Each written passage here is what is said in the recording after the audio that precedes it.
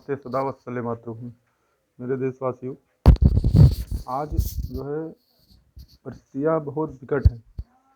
हम जो है अपने उद्देश्य को पूरा करने में बहुत कठिनाइयाँ हमको महसूस हो रही हैं। हम जो है अपने उद्देश्य को किस प्रकार पूरा कर पाएंगे, ये हम सभी युवाओं को समझने की ज़रूरत है। जातिगत व्यवस्था जो है आज इतनी प्रखंड हो गई, इतना प्रबल हो गया है कि हम उससे हटने में बहुत दूर हो रहे हैं। हम सभी युवाओं में जो है जातिगत व्यवस्थाएं घुसने लगी हैं।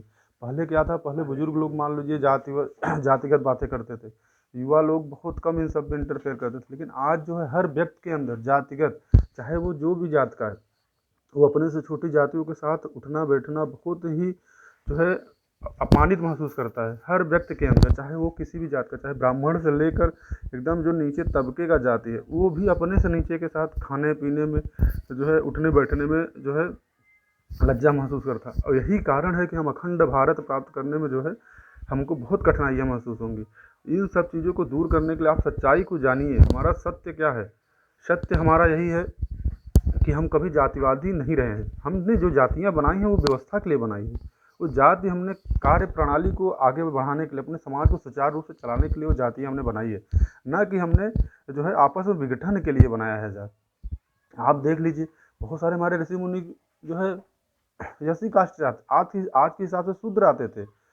मतंग ऋषि को देख लीजिए, वाल्मीकि, हमारे महर्षि वाल्मीकि जी और व्यास जी, ये सब जो है हमारे शूद्र जो है जाति में आते थे। लेकिन क्या उनका कितना सम्मान है आज? नहीं, उस समय भी सम्मान कितना बड़ा था। इतने बड़े क्षत्रिय भगवान राजा राम थे, उनके जो है उनका पूरा जीवन पद्धति, जीवन को उन्होंने पूरा जो है एक किताब में उन्होंने उतारा है, वो वाल्मीकि जी उतारे हैं।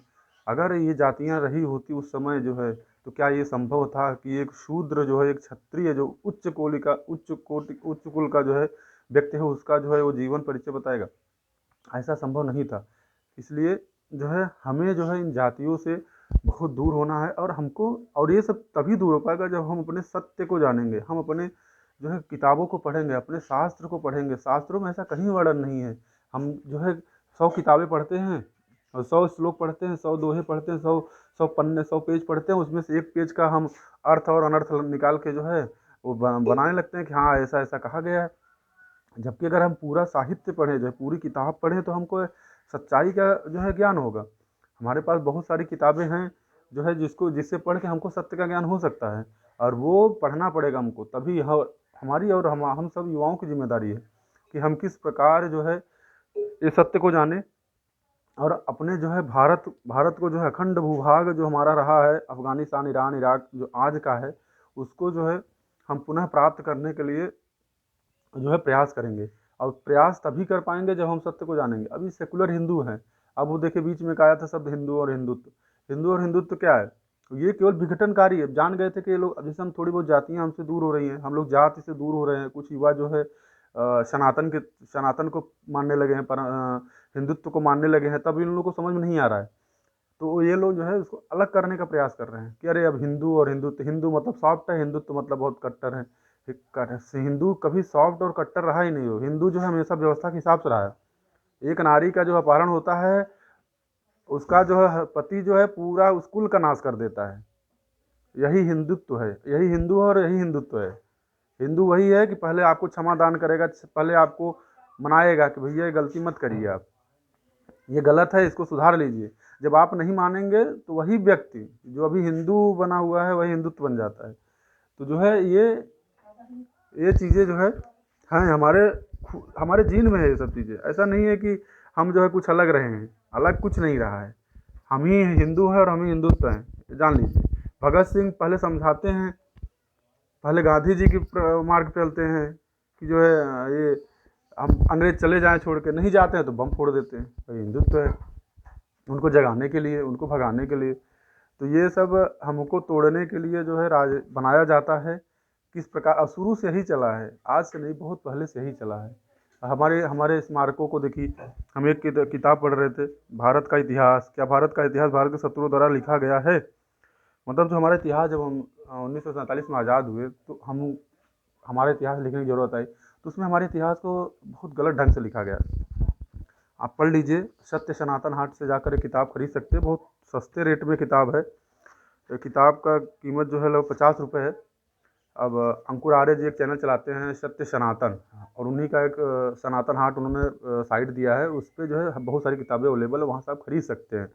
अब इसमें देखिए, आप हर प्रकार का इमारत का वर्णन है और सत्य वर्णन है, आप जाके खुद देख सकते हैं स्वयं। अगर आपको थोड़ा सा भी शंका हो तो आप उसको देख सकते हैं। अब देखिए, एक उन्होंने किताब का जिक्र किया है, एक जगह का जिक्र किया पूना का। पूना में स्थित पूर्वकालिक पुंडेश्वर और नारायणेश्वर मंदिर, पुंडेश्वर और नारायणेश्वर जो मंदिर आज जो है, उस समय जो है ये हमारा मंदिर था, और आज के दिन में शेख सल्ला दरगाह है। सल्ला दरगाह है, छोटी और बड़ी के नाम से पुकारे जाते हैं। ये प्रमाण है इसका, वहाँ के इतिहासकारों ने इसको अब माना है। एक पुराने में नहीं मान रहे थे लोग, ठीक है, हम लोग उतनी जानकारी नहीं थे, लेकिन अब वो लोग मान रहे हैं इसको। लोग वहाँ के लोग मान। अब एक गुजरात का जो है सिद्धपुर नामक स्थान है, वहाँ पे सुप्रसिद्ध जो एक मंदिर है लिंग महालय, वहाँ पे उसको शिव मंदिर था, लेकिन वो मस्जिद के रूप में प्रयोग में आ रहा है आज। इनको कहाँ से आया? अच्छा एक बात बताइए, आप, मैं आपसे बोलता हूँ, हमारा इतिहास इतना ब्रॉड है, मतलब अयोध्या रही है, इसके बाद इतना बड़ा जो है विशालकाय महाभारत का जो युद्ध, जो ये लोग रहते थे, दुष्यंत, राजा दुष्यंत के जो महल थे, तो कहाँ गए? कहाँ गए उनके मंदिर? कहाँ गए? महाराणा प्रताप का जो है देख लीजिए, जिसको वो लोग तोड़ पाए उसको, या बदल पाए उसको बदल दिए, जिसको नहीं तोड़ पाए, जिसको बदल नहीं पाए और नहीं बदल पाए। तो ये हमें आपको सत्य जानने की ज़रूरत है। देखिए, अजमेर का जो है एक स्थित है, हम लोग पढ़ते भी थे, इतिहास में पढ़े हैं, 2.5 दिन का झोपड़ा जो है, ये पता नहीं क्या इतिहास में बताया गया है हम लोगों को, 2.5 दिन में बन के तैयार हो गया था ये सब, लेकिन आज उसको सर्वसम्मति से लोग मानने लगे हैं कि ये विग्रह राज विशाल देव के शिक्षण स्थल का अंश स्वीकार कर लिया गया इसको। ठीक है, ये मतलब विग्रह राज, जो विग्रह राज थे उनका विशाल देव का शिक्षण स्थल था, मतलब यहाँ पढ़ने जाते थे। इस प्रकार जो है आप समझिए, अब जब से जैसे आप उन किताबों को पढ़ेंगे ना, ऐसे ऐसे आप जो है सत्य को जानना शुरू कर देंगे, और अपने आप इन जातियों से दूर हो जाएंगे। जातियाँ नहीं रही हैं कहीं पे भी, कहीं जात का वर्णन है, जात रही है, जात में नहीं बोल रहा हूँ, जात नहीं रही, जात समाज को चलाने के लिए बन। जिस प्रकार आज शूद्र, जैसे वैश्य है, आज आप मान लीजिए ब्राह्मण है, वैश्य का भी काम करता है, कहीं कहीं जाके शहर में शूद्र का काम करता है। ऐसे ही जो दलित रहे हैं, जो शूद्र पहले के थे, आज भी कहीं कहीं अब देखिए कि बहुत सारे लोग हैं जो ब्राह्मण का काम कर रहे हैं। बाबा रामदेव देख लीजिए क्या है, लेकिन आज उनको ब्राह्मणों जैसा पूजा होता है उनकी।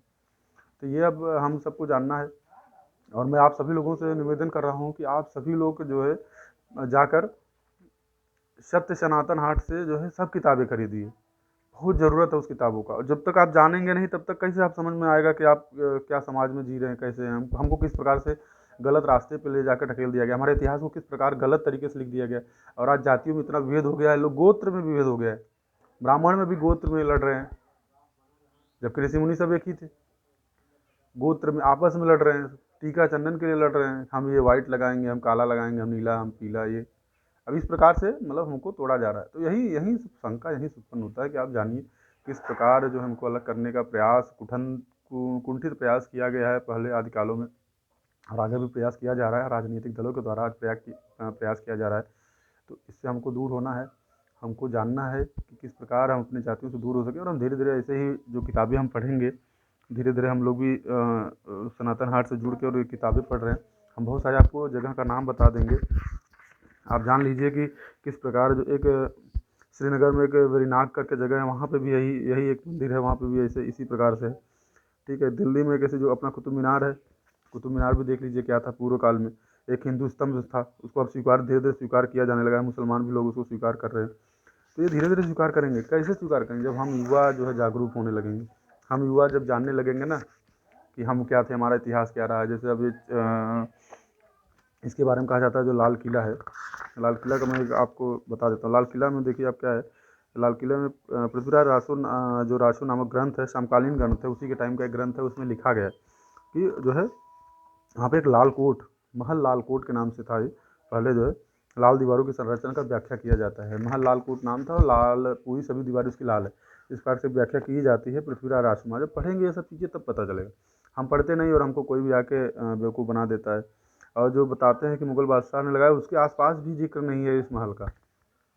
जो ये शाहजहाँ का बारे में बताते हैं कि शाहजहाँ ने बनवाया, तो उसके आसपास का जिक्र नहीं, तो बहुत पहले की बातें हैं ये सब। आप समझ लीजिए कि कितना हम उन लोगों को बेवकूफ़ बना दिया गया।